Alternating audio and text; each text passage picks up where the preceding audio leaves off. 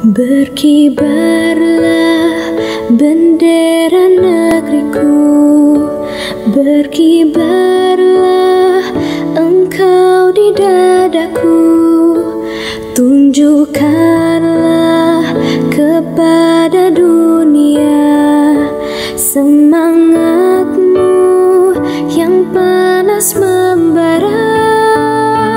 Daku ingin jiwa raga ini selaraskan keanggunan. Daku ingin jemariku ini menuliskan karismamu. Kau bisa patahkan kakiku, tapi tidak mimpi-mimpiku. Kau bisa lumpuhkan tanganku, tapi tidak mimpi-mimpiku. Oke. Assalamualaikum warahmatullahi wabarakatuh. Hamdan wa syukran lillah, salatan wa salam ala rasulillah wa ala alihi wa sahbihi wa mawala.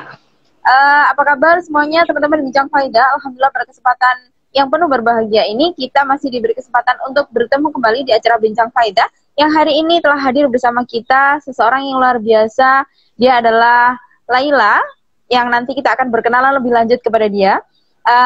Dia adalah salah satu tim Paskibraka Provinsi Jawa Timur yang tahun kemarin berhasil mewakili Kabupaten Tulungagung untuk menorehkan prestasi yang luar biasa. Kita sapa dulu dia. Hai Laila. Iya Kak, gimana? Oke, apa kabar? Sehat ya? Alhamdulillah.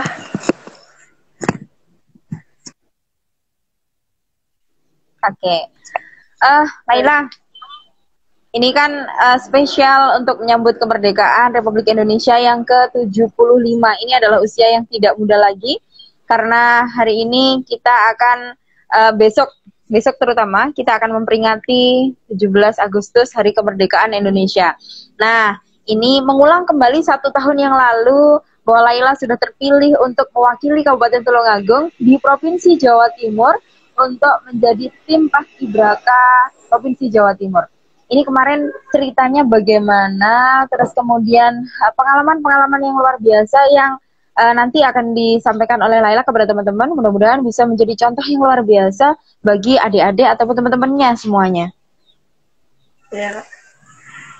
Baik, Assalamualaikum warahmatullahi wabarakatuh. Perkenalkan, nama saya Laila Putri Pramesti. Bisa kalian panggil Laila.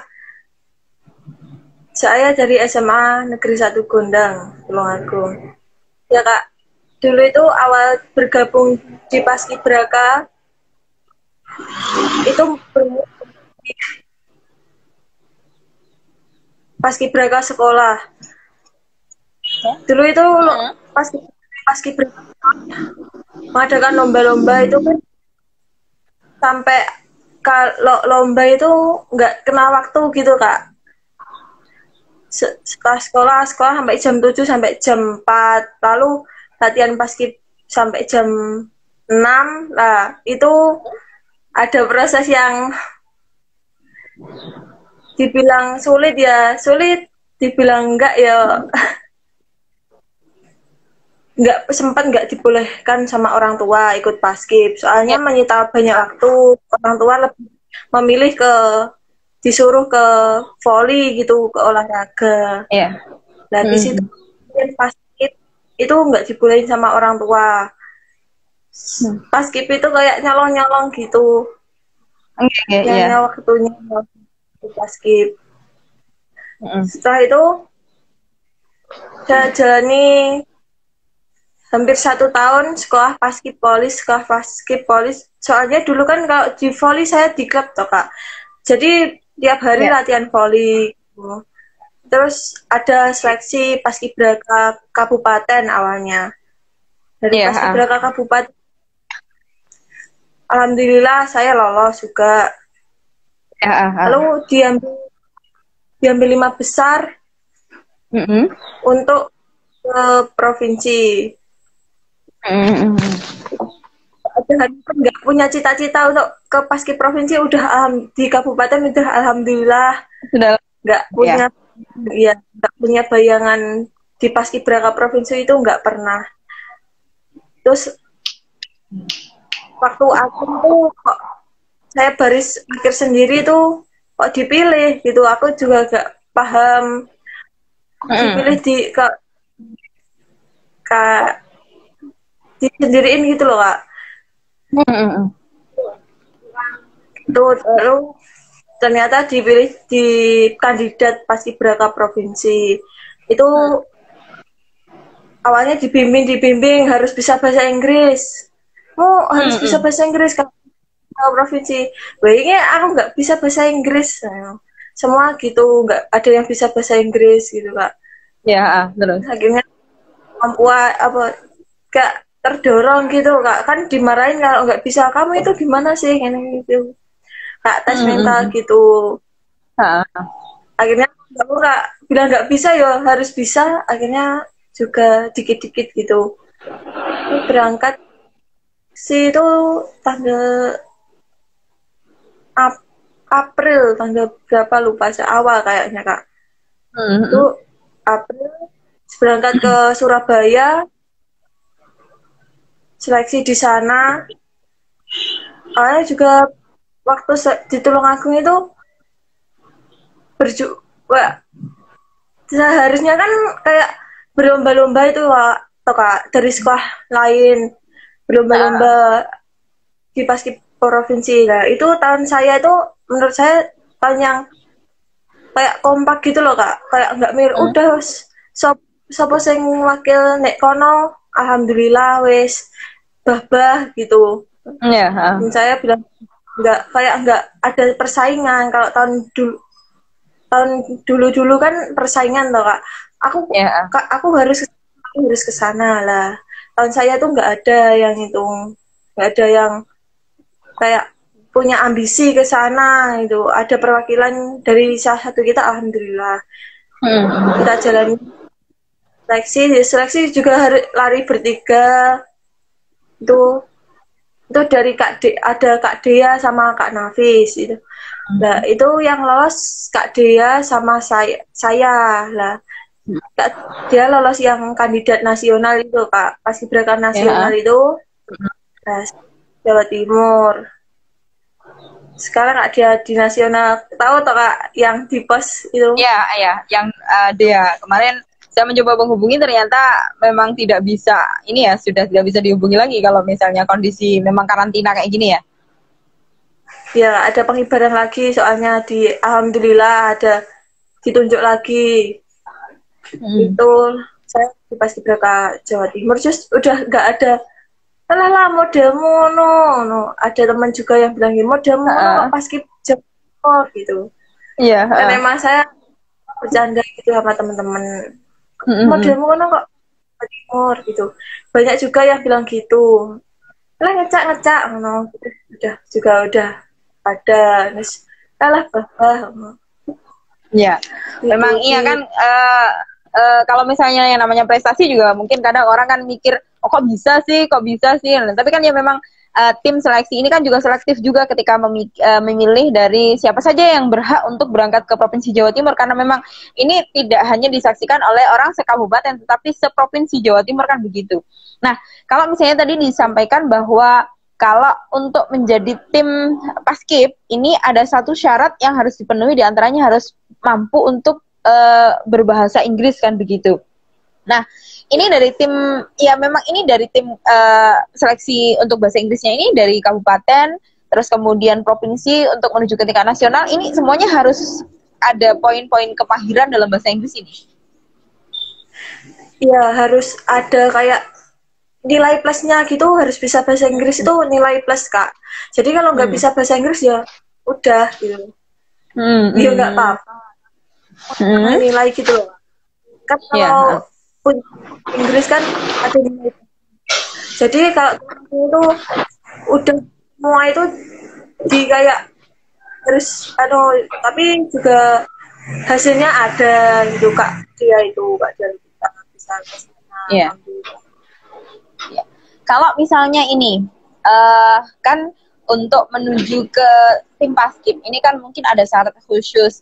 Kalau orang menjadi tim Paskibraka ini kan tidak serampangan memilih orang. Kalau misalnya di tingkat sekolah, oke lah, yang pinter baris berbaris siapa. Tetapi kan ada syarat khusus, mulai dari mulai dari kabupaten, kemudian ke tingkat provinsi, kemudian ke tingkat nasional ini. Nah, syarat-syarat khususnya ini kira-kira apa saja sih yang kalau misalnya besok-besok menjadi bagian dari contoh atau mungkin yang disiapkan oleh adik-adik tingkatmu supaya dia juga bisa untuk up ke nasional gitu. Itu pertama tinggi badan, Kak. Tinggi badan harus ya 160, 165 itu minimal. Tinggi saya 166. Itu udah mini banget gitu. Udah kayak kecil sendiri tinggi segitu. Itu tinggi badan, Kak. Saya yang saranin tinggi badan, terus ke fisik juga. Fisik kan paskibraka harus Kak jam 12 itu panas gitu toh, Kak. Harus siap hitam juga. Jadi pertama tinggi badan sama fisik itu perlu. Kalau yang lemah-lemah gitu kayak harus bisa kuat gitu, Kak. Ya, melatih fisik juga. Karena memang ini ya, proses latihannya lama di tempat yang begitu, kan masa untuk berlatihnya ini tidak hanya sehari 2 hari, bahkan bisa berminggu-minggu kan ya, kalau misalnya untuk menjadi di Provinsi Jawa Timur itu. Nah, ini kan butuh fisik yang kuat sekali, karena memang upacaranya kan kalau detik-detik jam 10, pasti detik-detik proklamasi kan biasanya 10 begitu. Nah, itu pasti kan jam 10 benar, itu masa-masa agak mulai panas gitu. Jadi kalau misalnya nggak kuat kan nanti apa kata yang melihat kan begitu. Nah, kalau misalnya tadi ada tinggi badan, kemudian ada fisik yang harus memang kuat. Kemudian yang selanjutnya kalau misalnya proporsi badannya ini ada ini enggak sih harus good looking atau apa gitu? Harus apa, Kak? Ulangi. Pandang itu.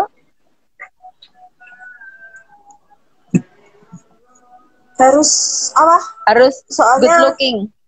Ayo, enggak apa-apa. Harus good looking atau mungkin ya. Face juga perlu, Kak. Penampilan juga perlu.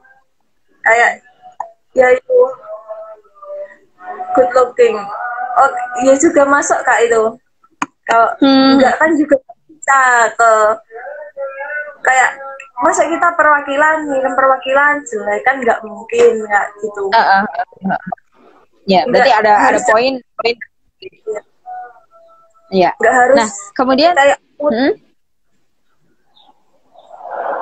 jadi poin pastinya ya ada good looking, ada tinggi badan, kemudian ada fisiknya yang harus kuat, dan yang paling terpenting lagi adalah kemampuan baris berbaris ya, yang mungkin ini yang harus dimiliki oleh tim yang akan masuk di Paskibraka baik kabupaten, provinsi maupun nasional ini.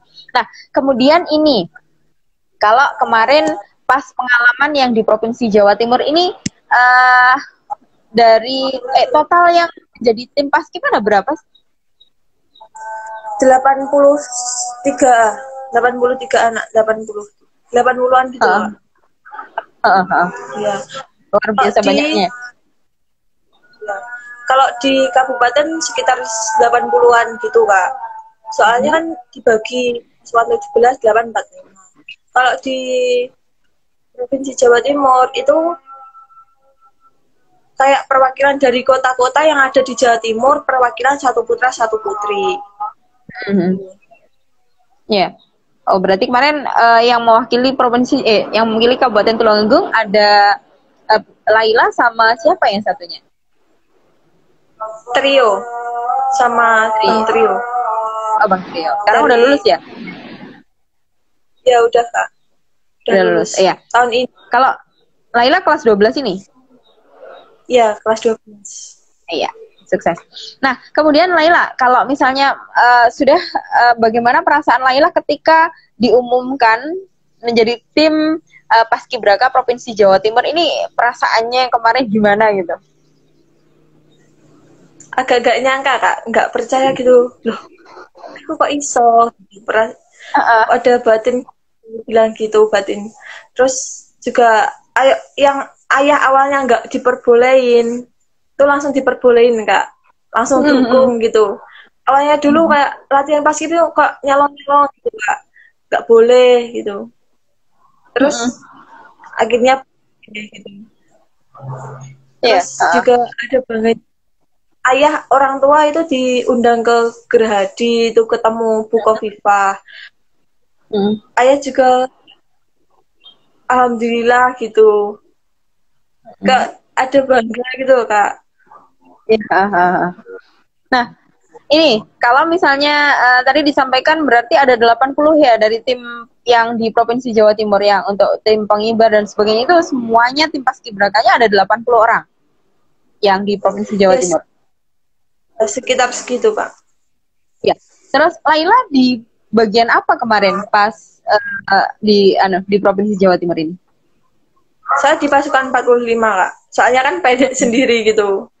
Iya, pendek lah. Ya. Iya.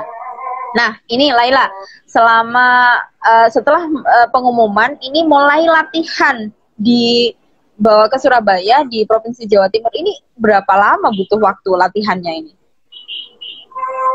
Tanggal 6 Kak. Tanggal 6 Agustus berangkat ke sana. Itu sudah sampai proses karantina ya sampai tanggal 17 Agustus. Iya, proses karantina. Terus bangun. Jadi lumayan lama juga 6 Agustus sampai 17 Agustus berarti ada 11 hari yang harus ditempuh di Surabaya yang di ini ya dari teman-teman semuanya. Nah, perasaan selama karantina, latihan ini suka dukanya kayak apa ini? Banyak Kak, kayak bangun itu harus jam 4 harus bangun itu. Setelah sholat gitu langsung fisik gitu, pemanasan berpagi gitu. Dikasih kayak telur setengah matang gitu sama susu. Jadi itu ada yang mau sampai gitu. Hanya kan telur setengah matang sama telur, tapi itu kan buat ningkatin stamina gitu juga Kak. Makan terus jam 7 latihan. Itu berarti latihannya berapa jam ini? Harus cepat. Harus memang benar-benar disiplin ya yang harus diterapkan di sana. Ya makan itu harus kayak gak ada gak makan enak itu, makan iya betul enak, lauknya juga enak tapi waktunya itu ya habis 1 menit habis. Gak ada buang-buang waktu kalian di sini gitu. Tapi ini kan ya, kalau selama proses pelatihan ini kan lumayan agak ini ya, memang waktunya benar-benar ditata pagi sore latihannya. Iya Kak. Mulai jam 7 sampai jam 11, jam 12 gitu baru istirahat, kembali ke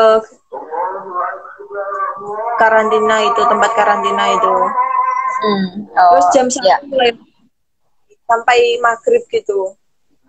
Terus setelah itu kan sudah waktu istirahat benar-benar tidak dipakai untuk apapun ya?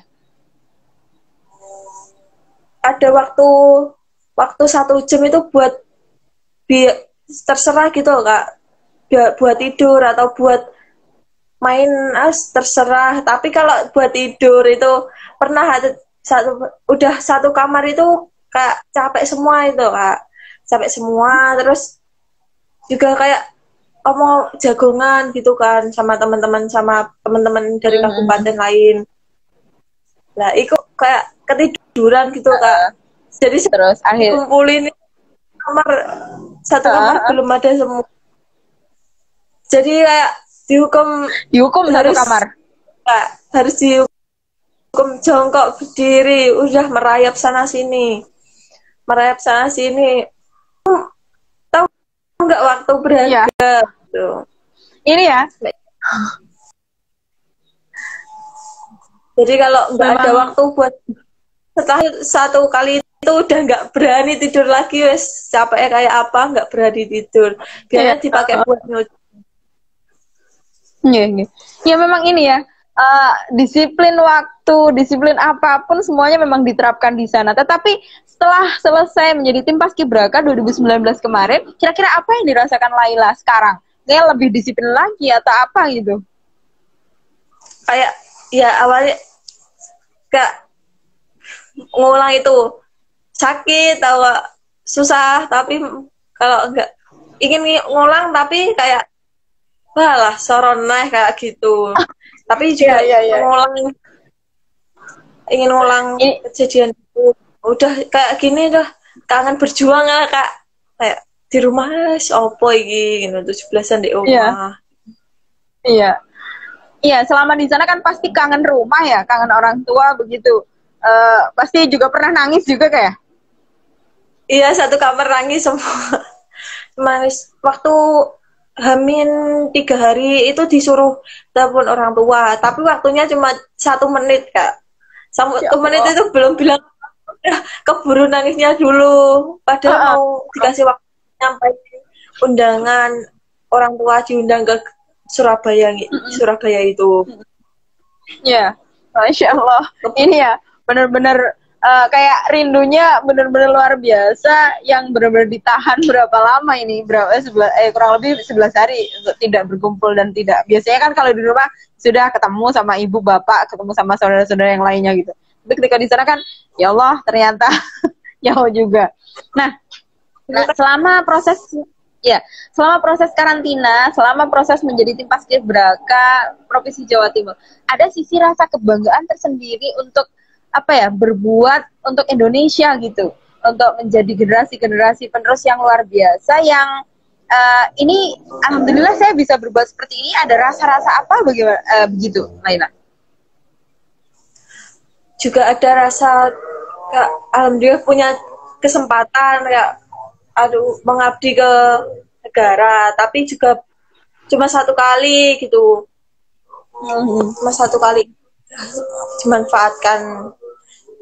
Terus juga ke depan juga punya cita-cita lah, semua kan kalau Paskibraka itu ingin ke angkatan-angkatan gitu kak, kayak polisi ingin negara gitu.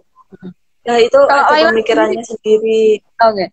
Ya, kalau Laila sendiri nanti setelah lulus SMA ini, kira-kira ada nggak angan-angan untuk melanjutkan ke sekolah-sekolah yang memang khusus ke kemiliteran, ke dinasan kayak gitu, ada nggak?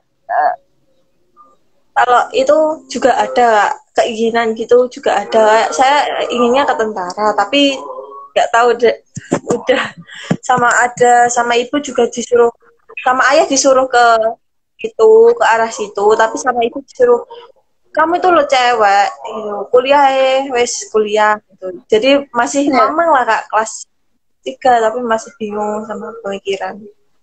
Ya, apalagi kan posisinya sekarang lagi daring begini, lagi juga bingung. Nah, nanti sekolahnya kayak gimana kan, belum tentu juga masuknya kapan, belum tahu juga gitu. Nah, pada saat selesai proses pengibaran atau pada saat ini menjadi tim pengibar yang harus berhadapan langsung dengan Ibu Gubernur Jawa Timur, ini perasaannya mulai dari 17 Agustus pagi itu sampai selesai upacara ini, rasanya kayak gimana gitu? Kayak takut salah gitu kak, takut salah dilihat orang banyak gitu kak, kayak orang-orang pentingnya negara gitu. Nah, ada rasa gak nyangka juga, tapi harus bisa lah akhirnya. Alhamdulillah ini keturutan juga selesai juga begitu ya.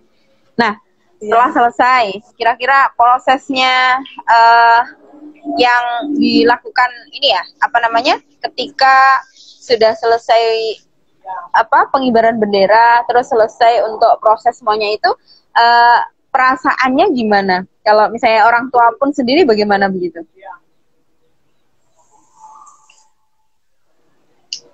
Kalau perasaan saya itu juga udah gimana ya?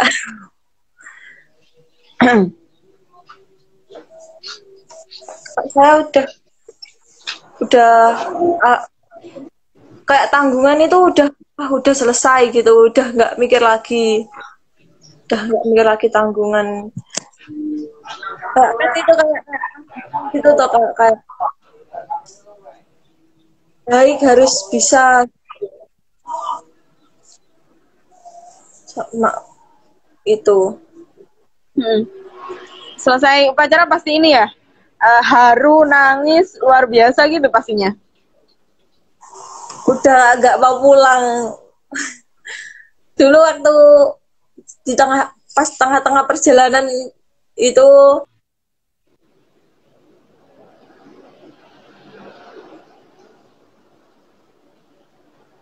Ya, masih ada sedikit gangguan teknis.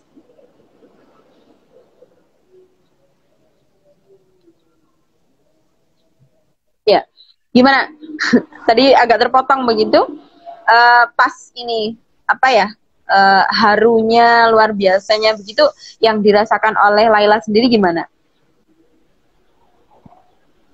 setelah pengibaran itu kan yang awalnya ingin ngebut pulang ketemu orang tua gitu udah nggak mau pulang guys, mau di sini Rek, semua bilang gitu, terus nggak mau pulang.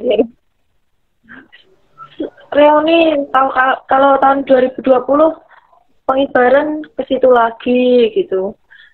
Dulu ada rencana gitu, malah ada COVID ini. Jadi nggak boleh. Ya. Kan pengibaran di provinsi tahun ini kan juga terbatas orangnya, nggak semua dari kabupaten. Itu diambil cadangan gitu Kak. Soalnya saya punya cadangan gitu, dari Tulungagung juga punya cadangan, itu yang diambil cadangannya. Kabupaten Blitar ada cadangannya gitu, yang diambil cadangan.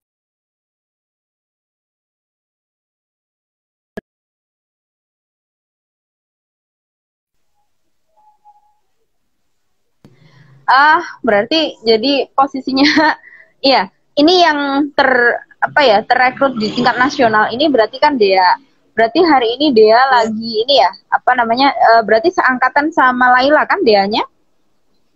Iya, satu angkatan sama saya. Berarti ini dulu juga pernah menjadi satu tim barengan Dea Lailanya? Iya, udah satu tim, udah kayak susah senang bareng juga, satu kamar dulu Kak. Berjuang bareng dari Tulungagung itu juga berjuang bareng sama dia juga. Belum waktunya tapi lagi. Yang terpilih. Ya. Tapi yang terpilih ini Dea ya, yang di nasional ini. Iya, alhamdulillah. Kemarin informasinya satu-satunya dari Pulau Jawa ya, apa gimana? Satu-satunya di Jawa Timur, itu kan perwakilan Jawa Timur loh Kak. Dari Jawa Timur itu diambil gitu, ke nasional. Kan itu kayak berarti kalau gimana? Kalau tahun kemarin kan jumlahnya ada 80 dari tim Paskibraka begitu. Tapi kalau tahun ini ada 80 juga begitu atau dikurangi jumlahnya? Dikurangi banyak Kak, cuma diambil 6 atau 7 kemarin. Totalnya? Ya, total. Iya. Ya nggak ada 10 anak berarti, Kak. Yang gitu, iya. Cuma pengibarnya seluruhnya berarti seluruhnya se-Indonesia itu hanya 10 anak ya yang dipilih untuk menjadi tim pengibar bendera pada saat proklamasi 17 Agustus besok itu. Ya. Cuma ya berarti Dea juga orang-orang ya berarti ini Dea ini adalah sebuah keberuntungan tersendiri karena dari sekian pulau, sekian provinsi yang ada di Indonesia ternyata dia yang terpilih, dan ini kemarin saya mendapat informasi bahwa dia adalah satu-satunya yang mewakili Pulau Jawa. Iya, benar begitu kah? Betul. Iya, luar biasa sekali. Ya, Laila, kesan-pesannya untuk generasi-generasi atau adik-adik tingkatnya Laila supaya terus berkiprah di dunia apapun, maksudnya di bidang apapun untuk sukses menjadi generasi penerus perjuangan bangsa. Terutama ini masa-masa untuk terus mempertahankan kemerdekaan Indonesia ini, pesannya gimana? Ya, pesannya kan anak sekarang kan kayak nggak mau gasoro gitu toh Kak. nggak mau, jarang gitu ada gitu. Jadi udahlah, ini kamu berjuang, masih berjuang, jangan takut untuk mencoba hal baru, nggak ada salahnya mencoba, terus coba dan kembangin bakat. Kalau udah punya bakat langsung dikembangin aja, nggak harus ke paskibraka, ke lain juga bisa. Tapi kalau mau gabung ke paskibraka, alhamdulillah juga ada paskibraka semakin banyak, juga banyak yang kayak bisa mengibarkan bendera merah, juga bisa kayak gimana ya, bisa kayak Indonesia gitu loh, Kak, kayak Membanggakan ya. berjuang, membanggakan juga. Iya. Iya. Mudah-mudahan Laila sukses terus dan mudah-mudahan apa yang menjadi cita-cita Laila dikabulkan oleh Allah Subhanahu wa taala. Dan terima kasih telah hadir di acara Bincang Faedah pada kesempatan hari ini. Nanti akan kita saksikan bersama siaran ini di kanal YouTube Anvia Official. Mudah-mudahan adik-adik yang ada di Provinsi Jawa Timur, terutama di Kabupaten Tulungagung, bisa seterusnya besok-besok di tahun berikutnya menjadi tim paskibraka nasional yang mewakili Provinsi Jawa Timur begitu. Terima kasih Dea atas hadirnya. Mudah-mudahan sehat sekeluarga. Assalamualaikum Dea. Ya, waalaikumsalam Kak. Terima kasih. Ya, sahabat-sahabat Bincang Faedah, alhamdulillah demikian tadi perbincangan kita dengan Laila. Mohon maaf saya sampai keliru menyebutnya Dea tadi. Mudah-mudahan manfaat dan barokah semuanya. Dirgahayu Republik Indonesia yang ke-75, sekali merdeka tetap merdeka. Allahumma fiqil aqwamit thoriq. Assalamualaikum warahmatullahi wabarakatuh.